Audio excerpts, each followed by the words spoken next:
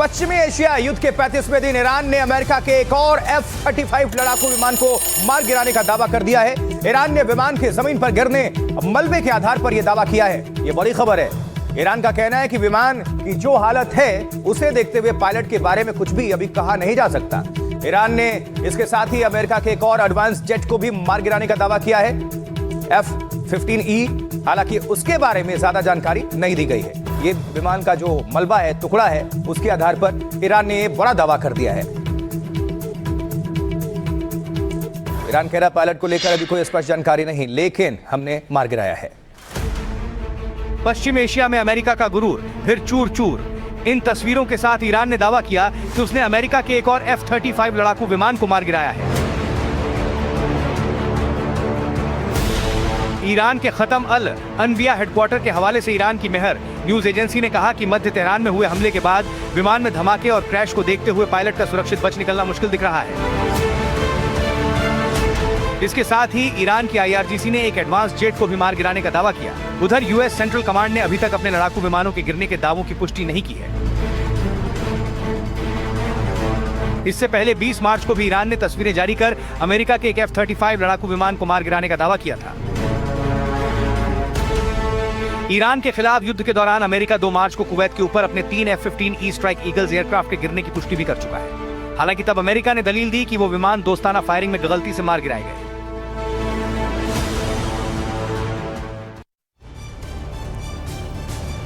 देखिए, F-35 लड़ाकू विमान दुनिया भर में इसकी चर्चा होती है। अमेरिका का एक तरह से गुरूर भी कहा जाता है। तो F-35 लड़ाकू विमान का गिरना अमेरिका के लिए क्यों एक बड़ा झटका है, ये जरा समझिए। यह अमेरिका का सबसे अत्याधुनिक 5वीं पीढ़ी का लड़ाकू विमान है।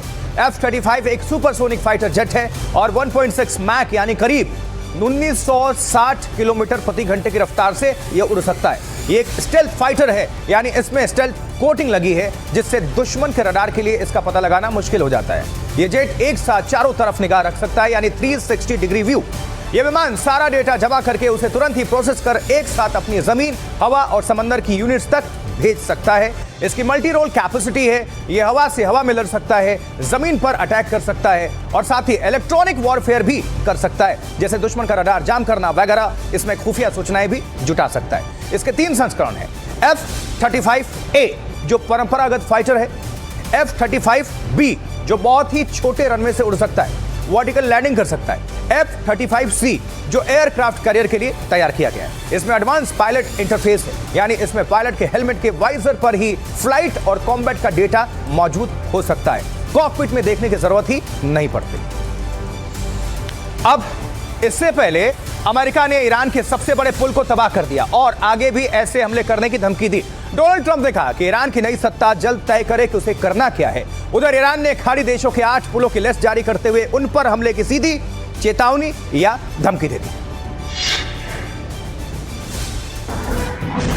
ईरान का बुनियादी ढांचा अमेरिका के निशाने पर।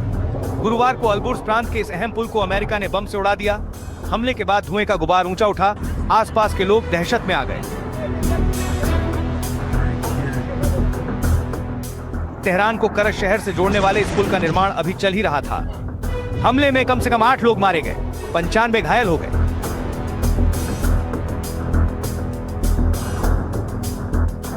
पश्चिम एशिया के इस पुल को उड़ाने की तस्वीरें खुद अमेरिकी राष्ट्रपति डोनाल्ड ट्रंप ने सोशल मीडिया पर पोस्ट की। लिखा कि ईरान में जो बचा है उसे हमने बर्बाद करना शुरू भी नहीं किया है। पुलों के बाद पावर प्लांट्स की बारी है। ईरान की नई सत्ता को जो करना है वो जल्दी कर ले। इस हमले के बाद ईरान के विदेश मंत्री अब्बास अरागची ने सोशल मीडिया एक्स पर लिखा कि नागरिक बुनियादी ढांचों पर हमला बताता है कि दुश्मन नैतिक तौर पर भी हार चुका है और उसे कुछ समझ नहीं आ रहा। जवाब में ईरान ने भी अब खाड़ी देशों में कई पुलों की लिस्ट जारी कर उन्हें गिराने की धमकी दे दी है। देखिए, अपने सबसे बड़े पुल पर अमेरिका के इस हमले के जवाब में ईरान ने उन खाड़ी देशों के पुल को उड़ाने की धमकी दी है जहां से अमेरिका हमले कर रहा है। ईरान ने ऐसे 8 पुलों की एक सूची तैयार की है या जारी की है। इनमें से कई पुल खाड़ी के देशों की प्रगति का नमूना भी है, जैसे आपको हम ग्राफिक्स के जरिए समझा देते हैं। इन पुलों में कुवैत का शेख जाबिर अल अहमद ब्रिज भी है। ये आपको हम घेरे के अंदर दिखा रहे हैं। ये शेख जाबिर अल अहमद ब्रिज कुवैत में मौजूद है। ये टारगेट पर रखा है ईरान ने। सऊदी अरब और बहरीन को जोड़ने वाला किंग फैद काजवे भी शामिल है। देखते भी जाइए, साथ साथ दिखा रहे हैं आपको। अबू धाबी का शेख जायद ब्रिज, अबू धाबी का ही अल मक्ता ब्रिज भी है, अबू धाबी का ही एक और शेख खलीफा ब्रिज भी इसमें शामिल है। जॉर्डन का किंग हुसैन यानी एलएनबी ब्रिज भी टारगेट पर है ईरान के, और जॉर्डन और वेस्ट बैंक को जोड़ने वाला दमिया या आदम ब्रिज है। अगर इस पर अटैक करता है ईरान तो ये पूरी कनेक्टिविटी को एक तरह से ध्वस्त कर देगा। अत्याधुनिक ब्रिज है और काफी नुकसान पहुंचेगा। इस बीच इजराइल और अमेरिका के सहयोगी खाड़ी देशों पर ईरान के हमलों की 91वीं लहर जारी है। इजराइल की राजधानी तेल अवीव दिन रात ईरान की मिसाइल हमले झेल रहा है और देखिए कई इलाकों में काफी नुकसान साफ तौर पर देखने को मिला है।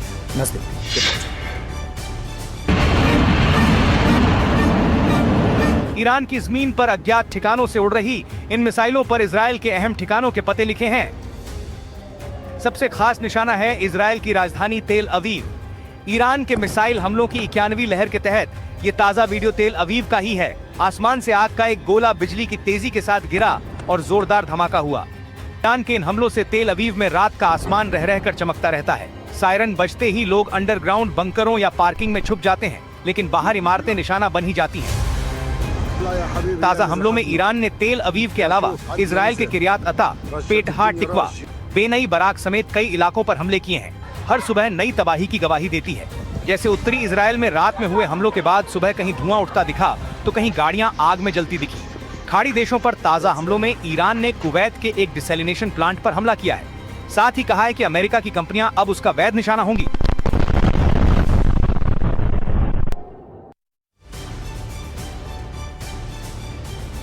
देखिए सेंट्रल इजराइल में कल देर शाम हुए ईरानी हमले में भारी तबाही मची है, भीषण जिसे कहते हैं। पेटा तिकवा से हमारे सहयोगी प्रदीप सिंह दत्ता ज्यादा जानकारी आप सभी दर्शकों तक पहुंचा रहे हैं। दिखाते हैं प्रदीप की रिपोर्ट, देखिए। इस समय मैं पेटा टिकवा एरिया में और आप देख सकते हैं कि इस तरीके से फैक्ट्री को ईरान की मिसाइल ने नुकसान पहुंचाया है। कल देर रात यहाँ पे मिसाइल आके फटती है और उसके बाद आप देख सकते हैं इस फैक्ट्री की हालत पूरी तरह से खंडर में तब्दील हो चुकी है फैक्ट्री, और देख सकते हैं पूरी तरीके से जितनी भी मशीनें हैं पूरी तरह से तबाह बर्बाद हो चुकी हैं। ये अटैक उस समय कैरी किया गया जब यूएस और इजराइल की फोर्सेस ने ईरान का एक लार्जेस्ट ब्रिज गिरा दिया। उसके बाद जब सोशल मीडिया पे डोनाल्ड ट्रंप ने लिखा कि देखिए किस तरीके से आपका ब्रिज गिरता हुआ नजर आ रहा है और आने वाले दिनों में हम पावर इंफ्रास्ट्रक्चर को भी टारगेट करने वाले हैं।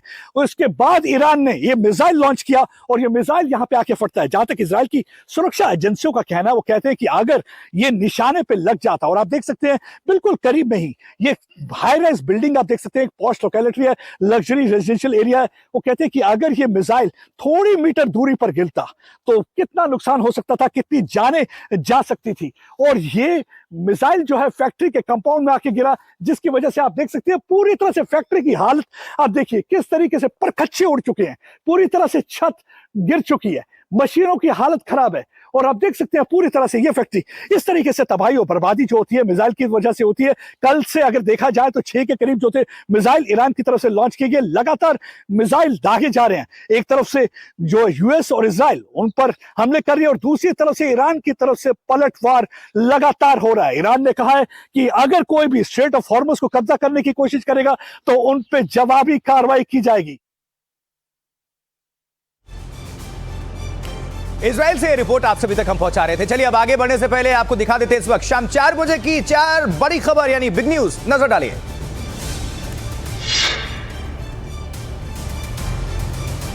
महिला आरक्षण पर संसद में 16 से 18 अप्रैल तक संसद का विशेष सत्र। केंद्रीय मंत्री किरण रिजिजू ने कहा महिलाओं का सशक्तिकरण सरकार की प्रतिबद्धता।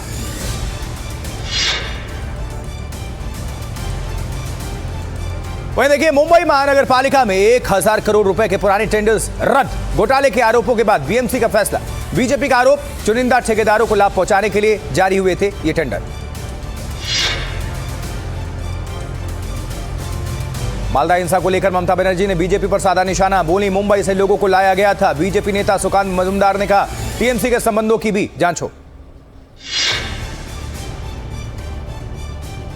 समंदर में बड़ी भारत की ताकत। आईएनएस तारागिरी और आईएनएस अरिदमन नौसेना में शामिल परमाणु पनडुब्बी अरिदमन बैलिस्टिक मिसाइल से लैस है।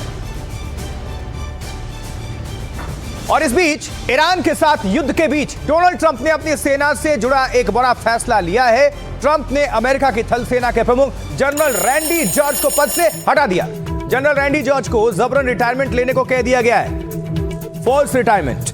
माना जा रहा है कि अमेरिका के रक्षा मंत्री पीट हेग्सेथ के साथ विवाद के कारण उन्हें पद से हटाया गया है। उनके साथ अमेरिकी सेना के 2 और शीर्ष कमांडर्स को भी पद से हटा दिया गया है। ये बड़ी खबर है। इसके बाद से दुनिया भर में हलचल और ये भी सवाल उठे कि अगर अमेरिका अपनी जीत के दावा कर रहा है और ट्रंप बार बार कह रहे हैं, तो फिर ये ऐसी स्थिति कैसे आ गई कि उनके सेनाध्यक्ष को ही हटाना पड़ा है।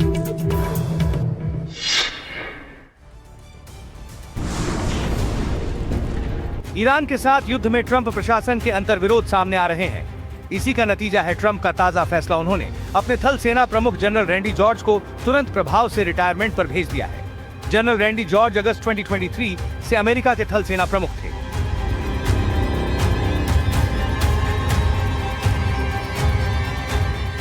बताया जा रहा है कि वरिष्ठ अधिकारियों के प्रमोशन और अधिकारों के मुद्दे पर वो अमेरिका के रक्षा मंत्री पीट हेग्सेथ से सहमत नहीं थे, जिसका नतीजा उन्हें भुगतना पड़ा।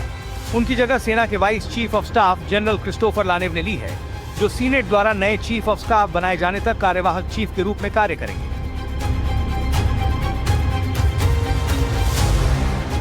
पीट हेग्सेथ ने इसके साथ ही ट्रेनिंग कमांड और ट्रांसफॉर्मेशन के चीफ जनरल डेविड होडने और चैपलिन कोर के commander major general William Green को भी हटा दिया है।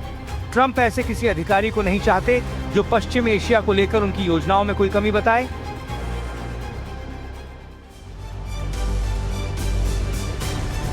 देखिए, 35 दिनों से चल रहा है ये युद्ध। 1 महीने से ज्यादा का मतलब वक्त हो चुका है। अमेरिका को थकाने भी लगा है ये युद्ध। इस बीच ईरानी जो हैं वो हमलों में कोई कसर नहीं छोड़ रहे हैं। वो जवाबी पलटवार कर रहे हैं, लगातार कर रहे हैं अटैक। अपनी कई मिसाइलों पर वो ट्रंप और नेतन्याहू के लिए पोस्टर चिपकाकर उन्हें संदेश भी दे रहे हैं ईरानी, और मजाक भी उड़ा रहे हैं। रिपोर्ट देखिए।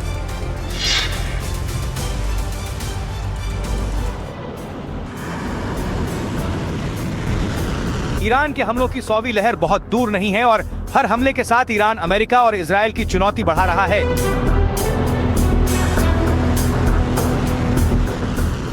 बारूदी चुनौतियां ईरान की मिसाइलों पर भी लिखी दिख रही हैं। अक्सर इन मिसाइलों पर ईरान के जाबाज पोस्टर लिखकर अपना संदेश भी भेजते हैं। इनमें अमेरिका और इजरायल के लिए चेतावनी होती है तो दोस्तों के लिए शुक्रिया। जैसे इस मिसाइल पर लगे पोस्टर में सीधे सीधे ट्रंप, नेतन्याहू और एप्स्टीन का जिक्र किया गया, मजाक उड़ाया गया। अंग्रेजी में लिखा है stupidy Trump, the strait of Hormuz is a bigger piece than your mouth, यानी बेवकूफ ट्रंप, हॉर्मुज स्ट्रेट आपके मुंह से ज्यादा बड़ी है।